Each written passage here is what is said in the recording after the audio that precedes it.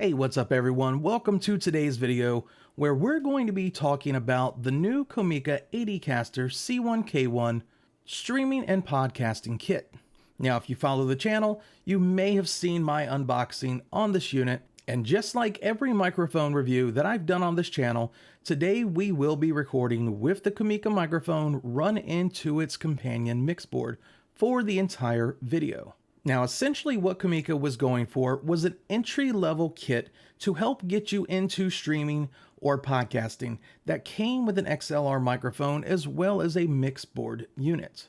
This bundle comes in right at about $169, which is quite a bit lower than some of the other things you're going to find out in the market when trying to pair both of these together, and is going to be an absolute great starting point for anyone who just wants to kind of stick their toe into this, or somebody just starting out. That way you're not investing a ton into your initial equipment, but you are still getting some quality out of it. The sound from this microphone to me sounds pretty good. I've not had any issues with it at all during my testing. Now, essentially you can do a bunch of different things with this unit. You can plug it into the computer the way I have it right now. It does work with phones and tablets as long as you're using the right cables for it, and you have a piece of recording software on the phone or tablet that can record your audio. So if you plug this into something like an iPad, you can run this into GarageBand to record your audio if you want to go out and just do podcasting on the go. Now, the great thing about this unit is it comes with a built-in battery that gets you about 6 hours of use. So you can kind of go out and just record your podcast wherever you are and not have to be tethered down to one thing. Now, that goes hand in hand with something that I mentioned during my unboxing, that this unit is extremely sleek and lightweight. It still feels like a quality product without weighing a ton, and it makes it super easy to carry this around. The same thing goes for this microphone right here. It's got a nice weight in the hand to it, but it's not so heavy that you don't want to pack it into a bag and tote it with you. Now, anytime I do microphone reviews or any type of system like this, I never know exactly what I'm going to get until I actually get my hands on it and start testing it. And for under $200, I don't have a lot of complaints about this unit at all. I do have one suggestion for Comica, and that's something I will kind of put out there later in the video, but it's not a deal breaker for me, and it shouldn't be a deal breaker for anyone else, as it's more of a quality of life change that I wouldn't mind seeing be made for this unit. All right, so getting into some of the features of this unit. You can have two microphones plugged into it through the inputs on the back. You also get a USB-C to XLR splitter that you can plug two microphones into and run it into a single channel on the side. You have enough inputs on the back to hook in cell phones, tablets, or other type of input devices. You have enough outputs to run out to headphones for monitoring what you're listening to, as well as speakers. So they made absolutely sure that you had enough inputs and outputs to get you started with most of what you're going to need. You're going to have your typical features found on most mix boards, like the Denoise, which is what I'm using right now, which their built-in Denoise is pretty good. I have to give them that. The Denoise on a lot of these units don't always work the best, and I'm kind of skeptical with using them. But with this one here, it absolutely kills all the background hum that you hear. Now, the only thing that I have really going in this room right now is my ceiling fan, and my computer's kind of off to the side right here. So that's really the only noise that's going to be in this room. Depending on where you are and how loud it is, you are going to get more mileage out of the denoise feature.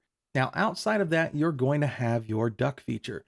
And essentially, once you enable that, if you have other audio coming through the unit, the moment it detects you talking through the microphone, it will lower that other audio so that your microphone is the strongest sound. And then when you quit speaking, it's going to raise the volume of that background. That way you never have to worry about you having to talk over your music or a game or anything else that you're streaming. Your vocals are always going to come through loud and clear. The next thing you're going to have is your mute button, which is obvious. You press it and it mutes. And that way your microphone cuts off. No one's going to hear what you're saying. Now, the next option you're going to have down here is your loop back, which is going to help you kind of control your streams in terms of what's coming out and then what's going back to your computer, and just give you a little bit more freedom on how you're going to route your audio. Next up, you're going to have your shortcut pads for things like sound effects, or you can add custom sound effects to it. It does have some built-in ones. Next up, you're going to have your shortcut pads for things like sound effects, or you can add custom sound effects to it. It does have some built-in ones.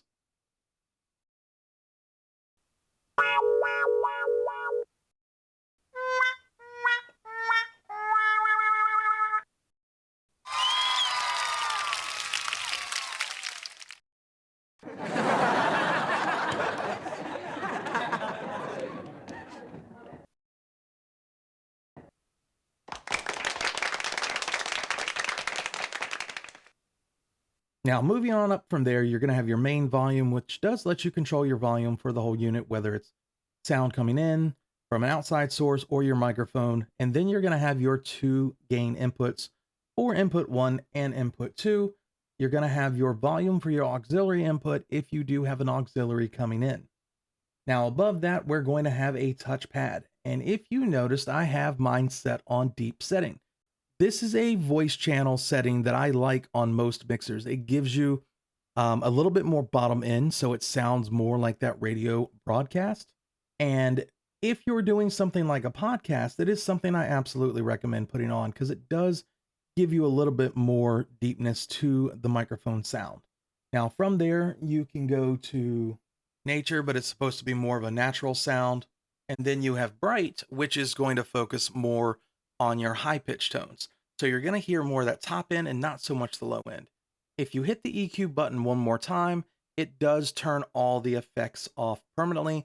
And what you're hearing right now is just the raw audio with no equalizer put on it whatsoever. And I'm going to go back to deep. Next, you're going to have your different reverb settings. Now you have 3 different reverb settings. The very first one is going to be room. So it tries to give a mimic of what an echo sounds like just in a normal room. The next one up is going to be stage. So it tries to give you an echo on what it would sound like if you were up on a stage.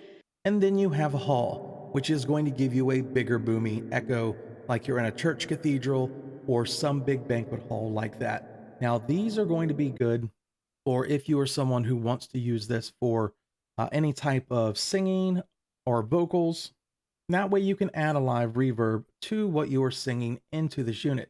Now, there's other uses you would probably be able to want to use this for. You can be as creative as you want with this. I don't know many times that you're going to want a podcast with a reverb or an echo on, but it's there if you want it. Now, next up, we have a bunch of different effects like auto-tune, robot, female, male, and monster, and I will go through those right now.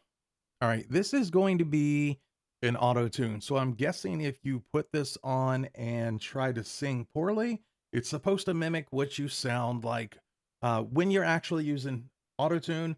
Mileage is going to vary on this. I'm not going to sing into the mic to try to test it, but as you can hear, it does add kind of like a weird echo and a pitch modulation component to it. All right. The next effect is it's supposed to make your voice sound like what this machine thinks a female would sound like. And I don't know how accurate it is. I'm going to guess it's not pretty accurate at all because it's still going to have kind of like that electronic modulation, but it will change your voice to a higher register.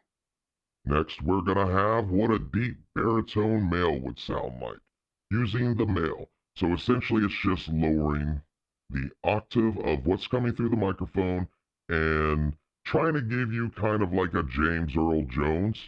Luke, I am your father and your mother. Alright, next we have robot. And I don't know many robots personally, so I don't know if this is actually what a robot would sound like. But according to Comica, this is what robots sound like. And I'm sure these guys did a lot of testing with real robots just to make sure this sound was accurate. And next we have monster, which is kind of like the male one except a little bit deeper. And again, Comica's a great company. I'm sure they reached out to a lot of different monsters just to try to get an idea of a more accurate monster sound. All right, so that's it for effects. Essentially, you hit the button one last time and it takes it off. So one of the last features this unit has is it does have Bluetooth built in. That way, if you want to sync your phone or device with very limited latency, you can do it via Bluetooth into the device and have an external audio source, phone calls, things like that, if you don't have the ability to wire your device into the unit. So the very last thing that I have to say about this before I go into my overall final thoughts. Earlier in the video, I mentioned that there's a quality of life change that I wish Comica would have made for this unit. As of right now, if you want to plug this into your computer, you have to use the side USB-C port on the right-hand side. Unfortunately, this does not charge the unit simultaneously. If you want to run this long term, you do have to plug two USB-C cables in, one into the charging port on the bottom left and one into the USB-C to computer port on the top right. I wish they had a way that they could have put this into one USB-C port, like a lot of other devices tend to be able to do. Having two cables running out of this with the other cables you've already got going on just to charge and run it to the computer can be kind of clunky. I don't know if this is something that they could do with a software fix or maybe at least in the version 2 of this unit. Like I said, it's not a huge deal breaker. It's just more of a quality of life type of thing. Now, my overall view on this unit is that for the price of $169 and potentially lower if you catch it on sale, it comes with quite a bit. The sound quality is pretty damn good coming out of this microphone. Generally, when you start seeing microphones in this price range, it's going to be kind of suspect of what you're getting quality-wise. And when you add things in like a mix board component and you're still at kind of that 160, that's when things can kind of start falling apart. And Comica did an excellent job keeping the price low, but also maintaining the quality that I have come to find with Comica products in general. They as a company have done a great job over the years trying to keep a good supply of budget-friendly audio and video electronics kind of out there for people starting off while giving it a good quality feel or sound to the units. And this unit is no different. I would tell anyone if you're starting out a new YouTube channel or a podcast and you're looking for a quick microphone mixer setup, look into the Comica ADCaster. I think it would be an excellent choice for anyone starting out, and it's something you'd be able to use long enough until you grow into something bigger. All right, guys, if you have any questions about the ADCaster at all, please ask down in the comment section below. If you just have any regular thoughts about it, let me know that as well. If you liked the video and found it helpful, please give it a thumbs up as it helps me and the channel greatly get more content like this out to you guys. If you want to see more videos like this, please consider subscribing to the channel if you haven't already and hit that bell notification. That way you get alerts anytime I put out a new video just like this one. And with that being said, until next time.